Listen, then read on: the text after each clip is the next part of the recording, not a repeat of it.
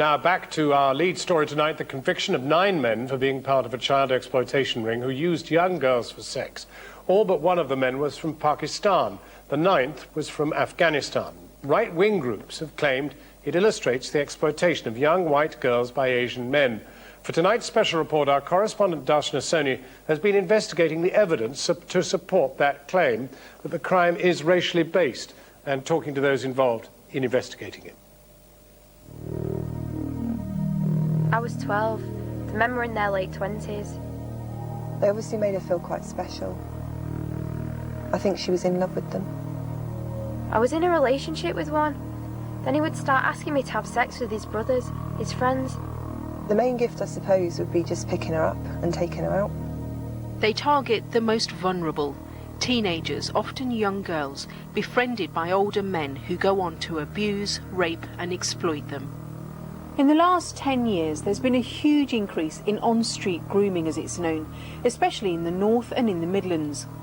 Controversially, the victims have been reported as mainly white, the perpetrators as Pakistani Muslims. But what's the truth about these claims? And why is it still happening a decade after the issue was first raised? At first, he came over as quite a nice man. We've spoken to the mother of a victim, a mother who watched helplessly as her daughter came under the influence of an older boyfriend, a British Pakistani man she'd met through Facebook. She used to be really sporty. She had loads of interests, but she just became a completely different person. She was really aggressive and defensive. She just didn't want to spend any time with us at all. We've agreed to protect the identity of the mother and her daughter, whom we'll call Emma. She was just 14. Her boyfriend worked in his father's takeaway. He told her he loved her. She just trusted somebody who destroyed her trust, really. He just passed her around to other people for his own pleasure. It's quite evil, really. So it must have been incredibly frustrating for you as a parent. But what do you say to people who say that parents also have to take responsibility for knowing where their daughters are at night and who they're mixing with? We did try. We didn't always allow her out, and we were really strict with her. I don't know if that backfired, though, because then she just said, if you don't let me out, I'm just going to run away anyway. What's shocking about Emma's story is that she's now living with one of the men who abused her. Although her mum went to the police and social services, she was told they couldn't press charges because, like many girls, Emma didn't see herself as a victim. Some campaigners have claimed that the authorities are reluctant to tackle the issue of grooming because of political correctness. A number of police forces we approached don't even record the ethnicity of offenders, something that's been exploited by the far right.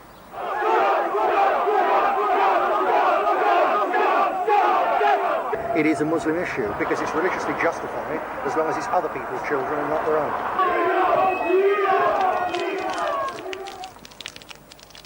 There is nothing in the culture of Pakistani men that encourages you to be involved in these crimes.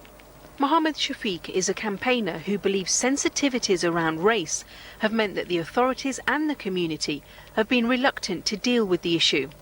Although the majority of child sex abusers are white, he says there is a particular problem in some towns with Muslim gangs.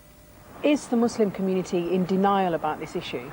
Well, we've got an issue. They have parallel lives. So in the community they're married and they have children, which is respectability, but they don't want to mix that with their outside interest of child grooming. So they want to keep it separate, and that's why they think it's easier, because they can do what they like with these white girls and nobody will find out in the community.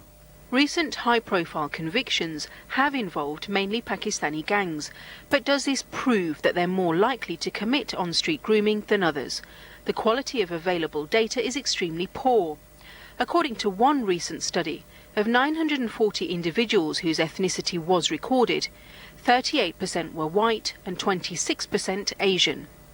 Of 230 gangs, 16% were white, 18% Asian. The rest were unrecorded. Statistically, Asians represent 8% of the general population, Pakistani Muslims just 1%. So how have the authorities been responding to the issue of race? We're en route to the subject address as planned. We were given exclusive access to Derby Police's Child Exploitation Unit. It's 6 a.m. and detectives are on their way to confront a suspected groomer. The 27-year-old man has been texting a 15-year-old girl. Yeah, have you contacted this child at all? Yes, that's true. Okay. I'm contact. Yes. I'm not touching nothing. Okay. Yeah. The man insists he's never touched her and claims she keeps texting him. Million times text me. She said I love you. This is common in many grooming cases and can complicate efforts to bring prosecutions. He's issued with a child abduction notice, one of the powers available to police when an actual crime hasn't been committed. Also, you must not provide this young person with any food, drink, gift or any other item, okay? No. The man lives alone and hasn't been in the country for very long.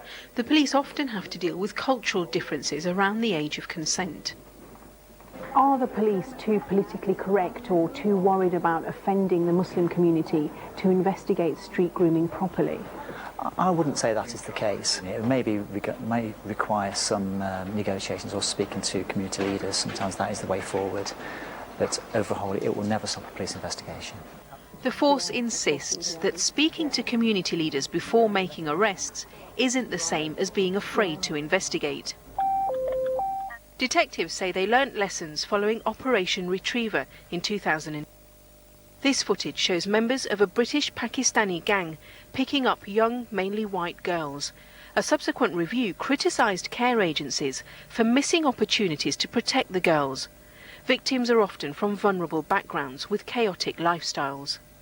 I started having a lot of arguments at home. I started playing up at school. We've spoken to this teenager who was just 12 when she was groomed. Whenever she ran away from home, she was offered somewhere to stay by a group of older men. There was loud music and there were drugs and everyone was laughing and joking. But they soon started asking for sexual favours in return for letting her stay. The other lads would ask me to do stuff with them and I'd think, why is my boyfriend asking me to have sex with someone else? Like it was dodgy, but I didn't really think hardly anything of it. Many victims are now being targeted over the internet and social networking sites. But those who work with young people worry that the emphasis on Muslim street gangs has meant these more prevalent forms of grooming are being overlooked. It's not always a Muslim issue. Concentrating on one area of a community as abusers is not always helpful because other people might get ignored. It's clear that much more research is needed, but this is such an emotive subject that many insist on defining it as a racial rather than sexual crime, despite the statistics proving inconclusive. Darshna Soni, Channel 4 News. Well, our social affairs editor Jackie Long joins us live now from Liverpool, where the case took place. Jackie, police have denied that race has anything to do with it. What do you make of that? Well, the issue of race has never been far from this case.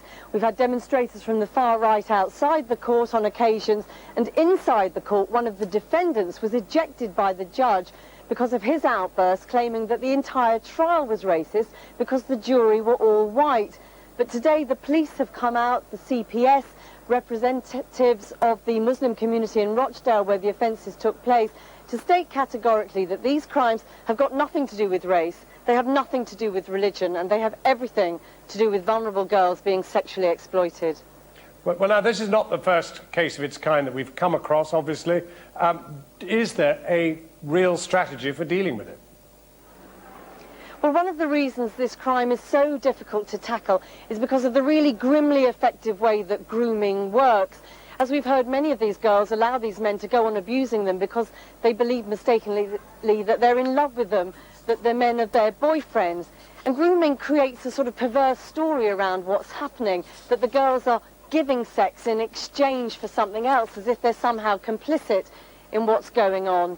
When actually what the organisations who work with these girls are saying authorities need to take on board is that fundamentally this is about men raping and sexually abusing children, in this case as young as 13, in other cases younger. And that is what the authorities need to keep at the forefront of their mind if they're to make any inroads into tackling this problem. Jackie Long in Liverpool. Kathy. Thanks.